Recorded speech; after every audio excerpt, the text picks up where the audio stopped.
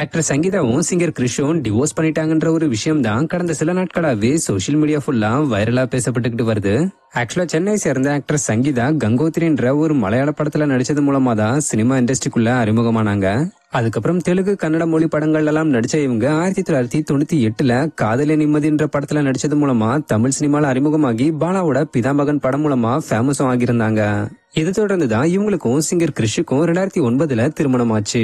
நடிகையான சங்கீதாக்கும் சிங்கரான கிறிஷுக்கும் எப்படி திருமணம் ஆச்சு, எப்ப லவ் பண்ணாங்க இவங்கன்னு அப்பயே இந்த ஒரு விஷயம் பலருக்கும் இன்பதிர்ச்சி அமைஞ்சிருந்தது. ஆக்சுவலா 2009 நடந்த விஜய் டிவியோட ஒரு விருது வழங்குற விழாவில தான் இவங்க ரெண்டு பேரும் முதல் முறையா சந்திச்சுக்கிட்டாங்க. அந்த வருஷம் முன்னாலே உன்னாலே படத்துல வரக்கூடிய ஜூன் போனால் ஜூலை காற்றே சாங்குக்காக சிறந்த பின்னணி பாடகருக்கான விருது கிறிஷுக்கு வழங்கப்பட்டுச்சு. இதுல இன்ட்ரெஸ்டிங்கான ஒரு விஷயம் என்னன்னா, இந்த விருதை ஆக்டர் சங்கீதா தான் சிங்கர் கிறிஷுக்கு வழங்கியிருந்தாங்க. சோ அப்பதான் இவங்க ரெண்டு பேரும் முதல்ல சந்திச்சுக்கிட்டாங்க. சிங்கர் கிறிஷை பார்த்ததும் ஆக்டர் சங்கீதாக்கு பிடிச்சு போனதுனால உடனே ப்ரொபோஸும் பண்ணிருக்காங்க. அதுக்கப்புறம் 3 மாசம் டேட்டிங்ல இருந்த இவங்க எல்லாம் ஓகே ஆகி அதே வருஷம் திருமணமும் பண்ணிக்கிட்டாங்க. இதை தொடர்ந்து 2012 இவங்களுக்கு ஷிவியான்ற ஒரு பெண் குழந்தையும் பிறந்தது.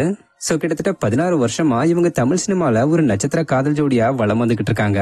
இப்படிப்பட்ட சூழல்ல இப்ப இவங்களுக்கு இடையில கருத்து வேறுபாடு ஏற்பட்டு ரெண்டு பேரும் பிரிஞ்சு வாழ்ந்துகிட்டு வரதாவும், சீக்கிரமே இவங்க ரெண்டு பேரும் டிவோர்ஸ் பண்ணிக்க போறதாவும், இதனுடைய விளைவாதான் ஆக்டர் சங்கீதா தன்னோட இன்ஸ்டாகிராம் பேரை சங்கீதா கிறிஷ்ல இருந்து சங்கீதா ஆக்டர்னு மாத்திட்டதாவும் சொல்லப்பட்டுக்கிட்டு வருது.